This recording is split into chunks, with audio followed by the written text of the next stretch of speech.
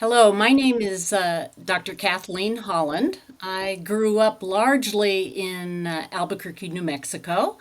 I work as a professor in neuropsychology at the University of New Mexico, which is based in Albuquerque. One of the advantages of being a professor is that I have some time to work with students and to do research, and then I have time to do the clinical work. And they're not separate because many of my students also do clinical work. So I supervise them doing that clinical work and help them learn to be good clinicians. So, one of the great things about my job is that I have the opportunity to do both research and clinical work, and that affords me the ability to do long-term research studies, but also to see patients. And when I see patients that come into the hospital, they're usually people who are complaining of problems with their thinking, especially memory, and or they're people that have come in with a particular diagnosis of some sort of brain dysfunction. And what I do when I see a patient is the first thing is to talk to them and find out what they see as their major problems, and also to talk to their family to get an idea of what the family sees as the problem. After I do that, I make decisions about what sort of evaluation I want to do. And the evaluation that we do is very comprehensive.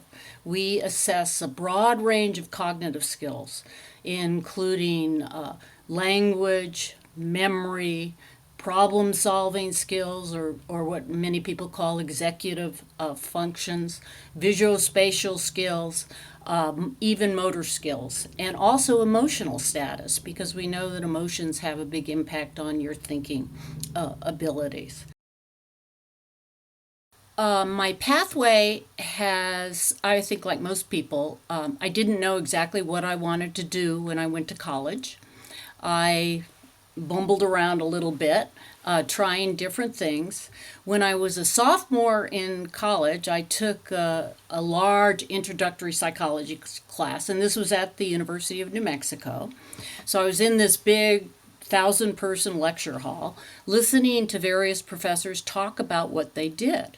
And there was one professor, a physiological psychologist, who came, and he talked about the research he was doing, looking at the brain waves of monkeys as when they were sent to into space at Holloman Air Force Base in Alamogordo.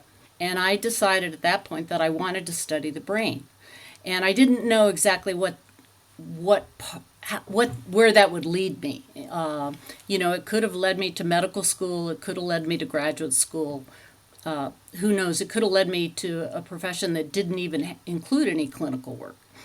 And initially, when I went to graduate school in New York, I started out doing an experimental graduate degree and not a clinical degree. And it was only after graduate school that I realized that I was really very interested in the human brain, and especially the differences between the left and the right hemisphere functioning. And so that led me to study speech pathology at the VA hospital in Albuquerque, actually. I finished a postdoctoral fellowship at the University of Wisconsin, and came back to Albuquerque and worked at the VA hospital for actually almost 40 years. I'd always been at the university as well in the medical school, but I came over to the medical school and left the VA in 2014. So, and at right now, I'm not doing clinical work, but I'm mentoring junior faculty largely to help them become better and more independent neuropsychologists. In terms of high school experiences, one of the most important actually was participating in science fairs. I started doing science fairs very early, and I I was doing science fairs almost every year.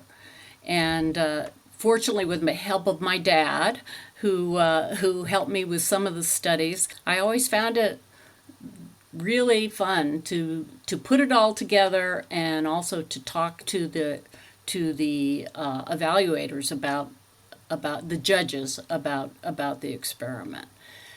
In terms of other things from high school that impacted, I think one of the biggest things. I went to public high school. I went to Manzano High School, and I think one of the best things was the range of people that I met and knew. You know, it was a broad spectrum of students from a diversity standpoint that I learned to get along with everybody, for the most part anyway. I come from a family of four daughters, no boys, and one of the things that my parents really emphasized was that, like any person, boy or girl, that we needed to find something that we wanted to do and enjoyed, and that we could do that if we were willing to work hard enough to get it. And I mean, that really had a big impact. I mean, partly because I think we were all girls. We all learned how to mow the lawn and paint the walls and sand and solder, and so that when I went to my lab in graduate school, I could build circuits because I knew how to solder, basically. So it was a really, really important influence on me.